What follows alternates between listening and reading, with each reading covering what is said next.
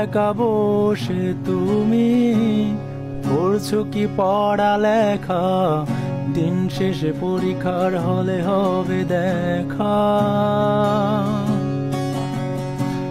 রাত জেগে পড়া ভালো, জেগে জেগে আমি হইতাছি কালো। শিক্ষা বোর্ডে কি হইল, সেদিনও একটা এক্সামের নিয়ম বানাইলো, আর কত নিয়ম বানাইবো।